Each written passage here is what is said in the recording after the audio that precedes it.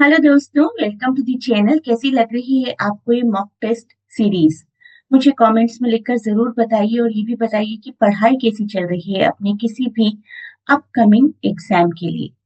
तो video number 53 की आज शुरुआत करेंगे क्वेश्चन नंबर 521 के साथ।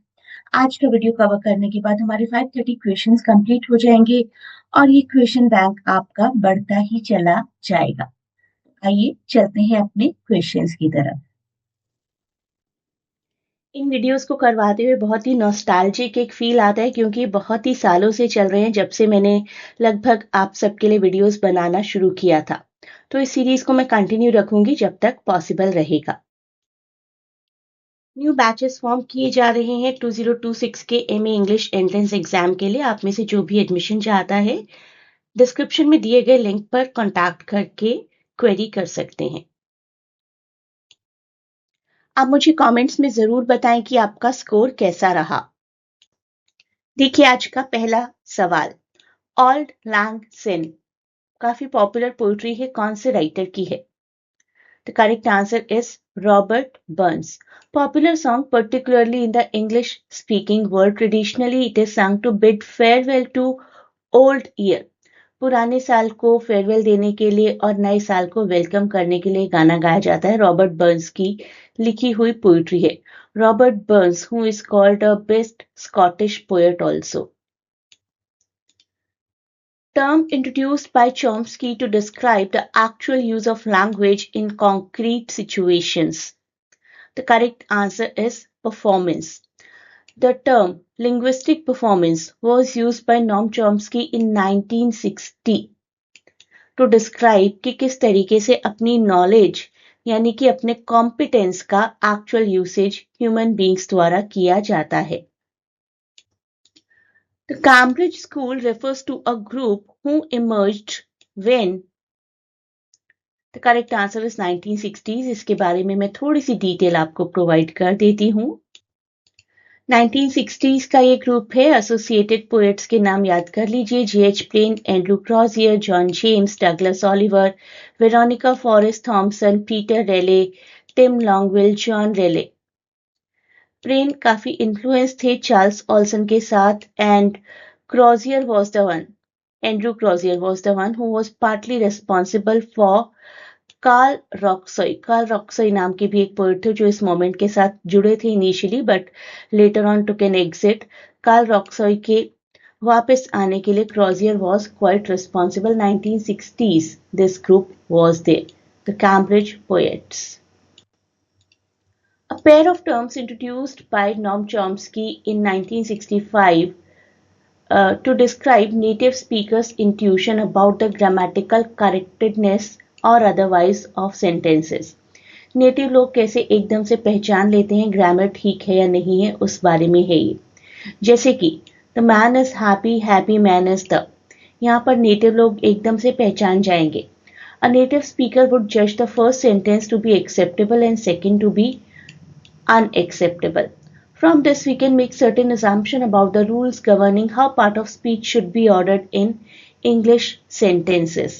So, in English linguistics, Noam Chomsky introduced the term acceptable and unacceptable to distinguish between sentences that native speakers intuitively judge as natural and grammatical versus those they find awkward or ungrammatical or unacceptable.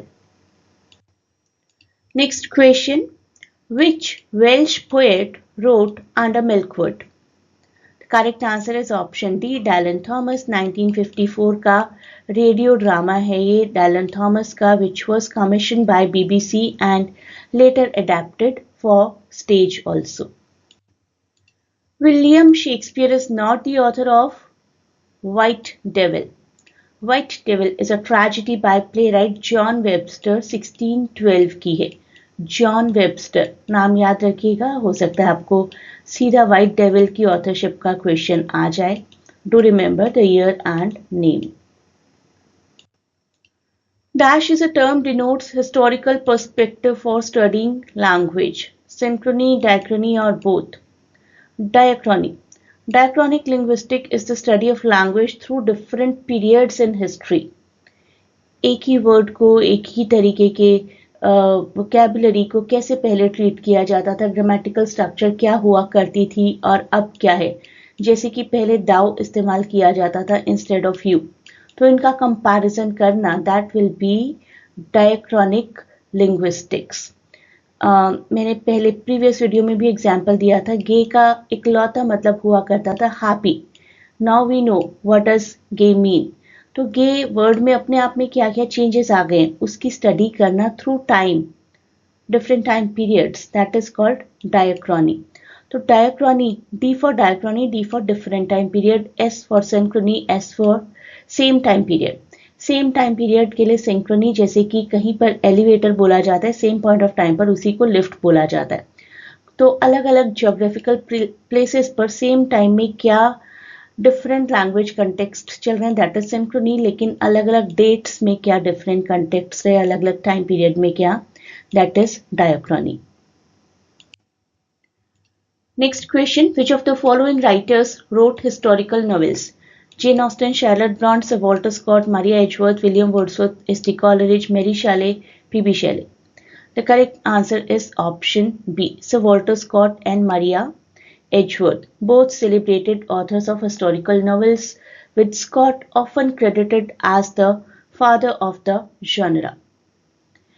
These are the two very important books, Ivanhoe और Maria Edgeworth की Castle Recreant. Castle Recreant, considered by some to be first historical novel, is a prime example of her work, while Scott's Ivanhoe exemplifies his style. तो ये देखिए questions के साथ साथ आपकी दो ऑथरशिप भी कवर हो गई। Who wrote 10 Little Niggers? 529 question number.